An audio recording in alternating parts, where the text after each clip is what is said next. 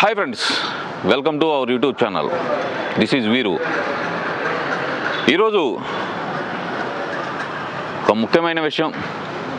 ఇన్నాళ్ళ నుంచి కామ్గా ఉన్న ఒక సినీ ఆర్టిస్ట్ అలియాస్ మెంటల్ కృష్ణ,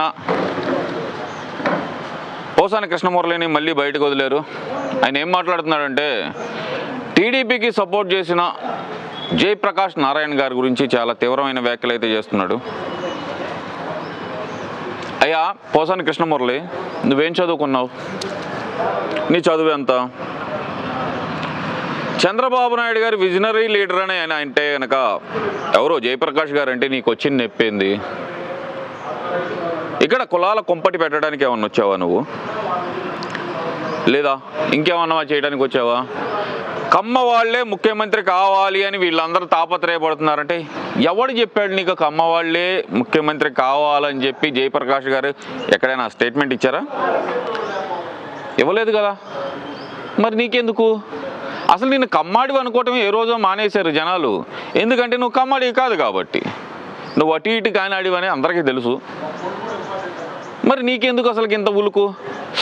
ఓహో, జగన్మోహన్ రెడ్డికి ఇబ్బంది వస్తే కనుక నీకు ఇచ్చిన ప్యాకేజీకి లాస్ అయిద్దేమోనని చెప్పి బయటకు వచ్చావా? సరే, అవన్నీ తర్వాత మాట్లాడుకుందాం. జయప్రకాష్ గారిని విమర్శించేంత స్థాయి అయితే నీది కాదు. ఇంకో మాట కూడా అన్నావు జయప్రకాష్ గారిని ఉద్దేశించి, వెన్నుపోటు పొడిచిన వాళ్ళకి నువ్వు ఎలా సపోర్ట్ చేస్తావు అన్నారు. వెన్నుపోటు వెన్నుపోటు వెన్నుపోటు అని వాగుతున్నారు కదరా. అసలు వెన్నుపోటు అంటే ఏందిరా? ఏంటి? ఆ రోజు బాబు గారు లేకపోతే ఈ రోజుకి నీ పక్కన తిరిగిద్దే ఇంకోటి చిడతలో కొట్టుకుంటూ లక్ష్మీ పార్వతి ఈ పార్టీ కాంగ్రెస్కి అమ్మేసేది తెలుగుదేశం పార్టీని. ఆ రోజున పార్టీని కాపాడుకోబట్టే ఇన్ని రోజులు కార్యకర్తలతో కలిసి చంద్రబాబు నాయుడు గారు పార్టీని కాపాడుకుంటున్నారు. దీని గురించి ఎంతోమంది ఎన్నో విధాలుగా చెప్పారు. అయినా సరే నీకు అర్థం కాదు. ఎందుకంటే నీకు బుర్ర లేదు కాబట్టి. ఆ బుర్ర స్థానంలో ఒక పెద్ద తొర్ర ఉంది. ఆ తొర్ర నిండా పెద్ద మట్టి ముద్ద ఉంది. అంతవరకే నీ పరిస్థితి. సరే, ఇవన్నీ పక్కన పెడితే కనుక చంద్రబాబు నాయుడు గారు ఎస్సీల్లో ఎవరైనా పుట్టాలని కోరుకుంటారా అని మాట్లాడారు అన్నావు. అరే ఎదవా, కడుపుకు అన్నం తింటున్నావా, అశుద్ధం తింటున్నావా? చంద్రబాబు నాయుడు గారు చెప్పింది ఏంది ఆ రోజు? ఏం చెప్పారు? ప్రపంచంలో ఉన్నాయి రెండే రెండు కులాలు. ఒకటి డబ్బు ఉన్న వాళ్ళు, ఇంకొకటి డబ్బు లేని వాళ్ళు. డబ్బు లేనిది ఎక్కువగా ఉంది ఎస్సీల్లో.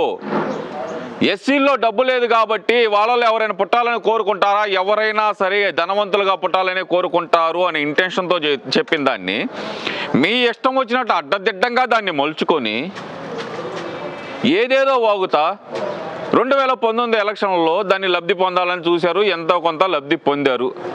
సరే, చింతమనేని ప్రభాకర్ గారి గురించి మాట్లాడుతున్నావు నువ్వు. అరే, ఆయన కాలి గోటికి సరిపోతావంటారు నువ్వు మాట్లాడటానికి. ఇది అరే మీకెందుకురా, మీరు ఎస్సీలు ఎస్టీలు మీకెందుకురా రాజకీయాలు, మేము కమ్మోళ్ళని చెయ్యాలి అనే మాట అన్నాడు ఆయన. అరే ఆ రోజు ఆయన అందేందిరా? ఏమన్నాడు ఆ రోజు ఆయన? మీకెందుకు రాజకీయాలు? నిజంగానే అన్నాడు, అదే మాట అన్నాడు. మీకెందుకు రాజకీయాలు? ఎస్సీ ఎస్టీలు మీరు ఇబ్బంది పడుతున్నారు, మీ మీద కేసులు పెడుతున్నారు, మీకెందుకు రాజకీయాలు? ఏదన్నా ఉంటే మీ వెనకమాలు నేనున్నా కదా, నేను చూసుకుంటా కదా అనే మాట అంటే అటు ముక్క కట్ చేశారు, ఇటు ముక్క కట్ చేశారు. మధ్యలో దాన్ని వదిలేరు.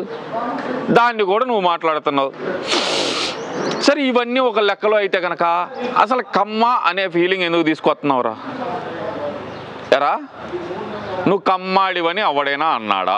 లేదంటే కనుక నువ్వే ఏడ్చావు కదా, చంద్రబాబు నాయుడిని తిట్టిన కాంచి నాకు కులంలో పెళ్ళి అవ్వట్లేదు, మా అబ్బాయికి పెళ్ళి అవ్వట్లేదని. జగన్మోహన్ రెడ్డిని అడుగు, పిల్లని ఎత్తాడేమో, లేదంటే పిల్లని చూస్తాడేమో. అడుగుపోయి కొడుకు పెళ్ళి కాలేదని ఏడవటం కంటే వెళ్ళి జగన్మోహన్ రెడ్డిని అడగొచ్చు కదా. పిల్లనైనా ఇవ్వచ్చు, లేదంటే ఎక్కడైనా చూసైనా చేస్తాడు కదా నీ కొడుక్కి. ముందర కొడుకు పెళ్లి చేసుకోరా ముండా. నీకెందుకురా అసలుకి? కులాల మధ్య కుంపటి పెట్టడానికి మాత్రం ఇలాంటి సన్నాసులు వస్తూ ఉంటారు. దయచేసి ఎవరు వీడి ట్రాప్లో పడొద్దు ఫ్రెండ్స్.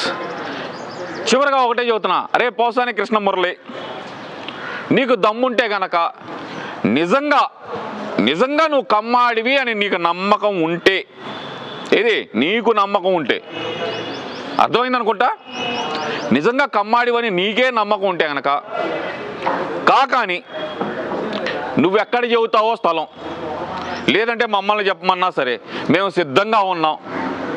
చర్చకి ఓపెన్ డిబేట్కి కూర్చుందాం. చంద్రబాబు నాయుడు గారు ఏం చేశారు, జగన్మోహన్ రెడ్డి ఏం చేశాడు అనే దాని మీద ఓపెన్ డిబేట్కి కూర్చుందాం.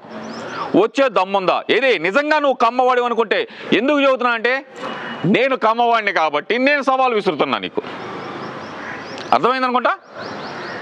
నేను కమ్మవాడిని కాబట్టి నేనే సవాల్ విసురుతున్నా.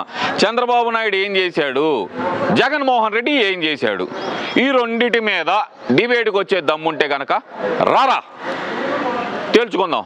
ఏది నీ సొంతూరు కాకాయంలోనే వస్తా, లేదు నువ్వు హైదరాబాద్ రాయ్యా మా ఇంట్లో కూర్చుందాం అంటే నేను రావడానికి సిద్ధంగా ఉన్నా. నువ్వు దానికైనా ఒప్పుకుంటావా?